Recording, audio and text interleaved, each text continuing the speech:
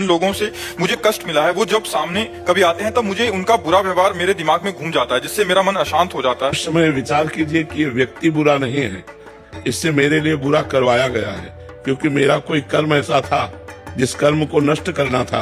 तो भगवान ने इस समय उसकी वो वृत्ति कर दी कि मेरा अपमान किया, मेरी हानि की, मेरे प्रतिकूल बोला, मेरे प्रतिकूल आचरण किया। उसमें इस बेचारे का क्या दोष? मेरा ही कर्म, निज कृत कर्म भोग शुन भ्राता। मेरा ही कर्म था जिस कर्म ने मुझे दुख दिया, तो उस पर गुस्सा न करे। कोई हमें दुख सुख नहीं दे सकता, ये बात ध्यान रखना। हमारा कर्म ही हमको दुख सुख देता है, वो किसी की खोपड़ी में बैठकर निमित्त किसी को भी बना ले। यार ये आदमी हमें पहचानता भी नहीं लेकिन हमें बड़ा सुख दिया, और एक आदमी है कि जरा सा धक्का लग गया, पीट दिया और बड़ा वैर और बड़ा विरोध खड़ा हो गया, वो कर्म हमारा। एक गौतमी नाम की तपस्विनी जंगल में रहती थी, महाभारत की कथा है, भगवान व्यास देव जी ने लिखा है। उनके एक पुत्र था, उस पुत्र को एक सांप ने काट लिया, और वो जो जंगली कोल भील होते हैं वो उनके पुत्र को लाकर कहा, देवी आपका पुत्र मर चुका है और इसको सांप ने काटा है। वो बहुत तपस्विनी थी और मंत्रवेत्ता थी।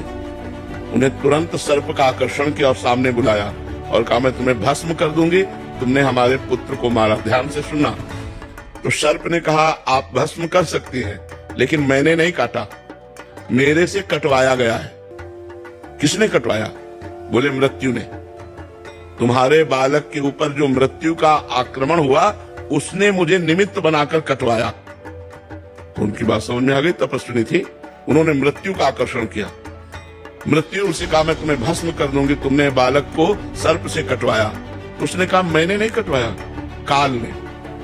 काल के द्वारा मैं मृत्यु प्रेरित थी और मैं मृत्यु से प्रेरित होकर सर्प ने काटा, मैं तो एक निमित्त। मृत्यु ने कहा, वो तो काल है, काल का आकर्षण किया, और काल महाबली भगवान का स्वरूप है। उन्होंने कहा, तुमने हमारे पुत्र को क्यों मृत्यु से प्रेरित करके, सर्प से प्रेरित करके कटवाया? तो काल ने कहा, हमने नहीं किया, तुम्हारे बालक के कर्म ने। कर्म से प्रेरित काल, काल से प्रेरित मृत्यु, मृत्यु से प्रेरित सर्प।